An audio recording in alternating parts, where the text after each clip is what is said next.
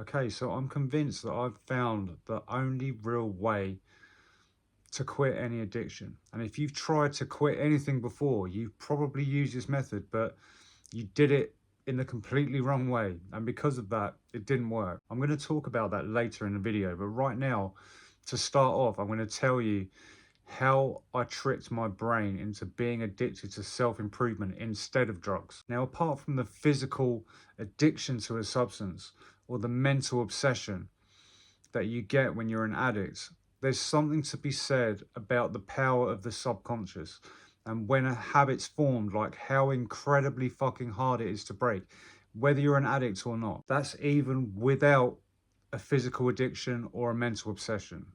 It can still be ridiculously hard to break a fully formed habit. So for me, addiction is a threefold problem.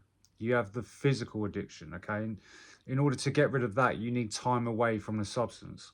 You have the mental obsession. And in order to deal with that, you need to put up a kind of wall of like mental defense, like a few tools that you can use. And to beat a subconscious habit, you have to replace old negative habits with new positive ones. If you can do all of those things every single day, you will never need to use a drink or drug again. The thing that addicts and non-addicts have in common is they both crave habits and routines, right? Human beings do. Just in our existence, we crave that structure, that routine. The gym rat, for example, can't function without lifting weights at least every other day, you know, working out and counting calories. They're not going to be happy in their own skin.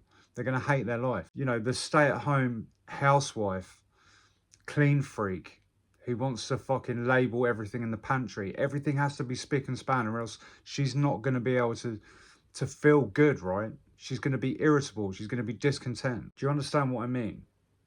So the addict and non-addict both crave routine and structure. But as an addict, the structure or routine or even way of life is no longer serving you. So how do you get from unhealthy point A to healthy point B? What do you have to do in the middle? What needs to happen? Let me tell you what I did.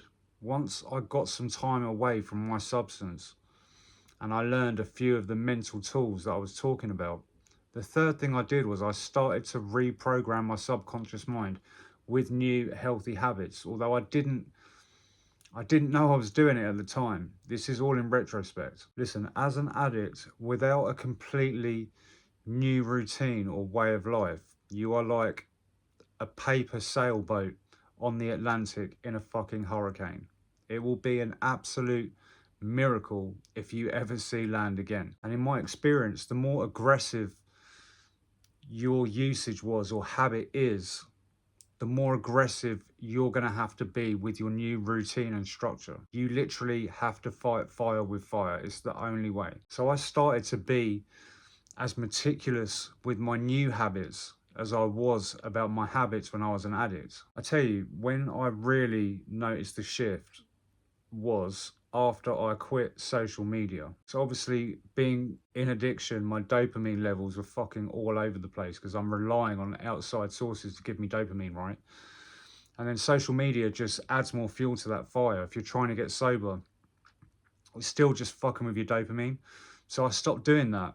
I downloaded the Kindle app and I started reading like every day, all kinds of fucking books. Now, reading alone is not gonna fucking cure your addiction, okay? That's not what I'm saying. But giving yourself a new healthy way to stimulate your brain is very, very good. On top of that, I cut out all of my old friends, not because I didn't like them or because I didn't love them, but because I knew what needed to be done, because I knew that I was fucking weak. And if I didn't stop hanging around with them, it was going to be a case of time before I used drink or drugs again. Listen, if you sit in a barber's for long enough, eventually you're going to get a haircut. Then I started adding new habits into my routine. I started training religiously. I would monitor my diet, my sleep, reading. I started meditating every day.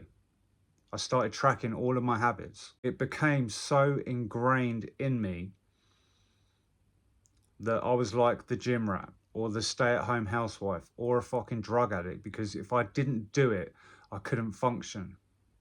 I literally felt like a fucking loser. If I missed something out of my routine, I would see my whole life start to unravel, because this was what I needed to have a kind of normal life. And that might sound really fucking dumb to you, but I'm getting to it. Let me explain. Now, as an addict, you have, apart from the gifts that you're born with, okay, which everybody's born with, I genuinely believe that, you have a couple of other gifts. You have the gift of desperation. Basically, your life has the potential to get so fucking bad where you hate yourself and your life so much, you will be prepared to do anything to change. And the second gift that you have is the gift of obsession.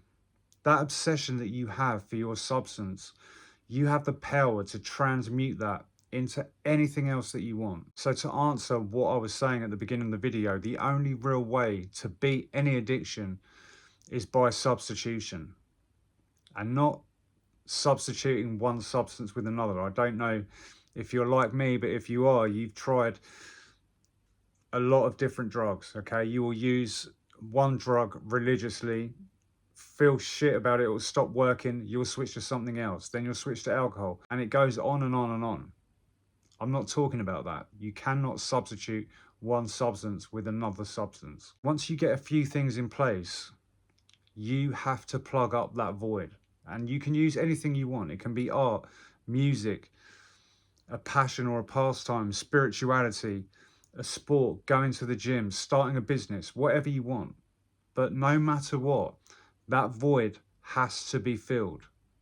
That is a rule. And once you can do that, you get the chance to mold your life into whatever you want it to be, instead of being a slave to your fucking substance or your addict brain. Guys, remember, it is your God-given right to be successful, and it's your responsibility to reach your potential.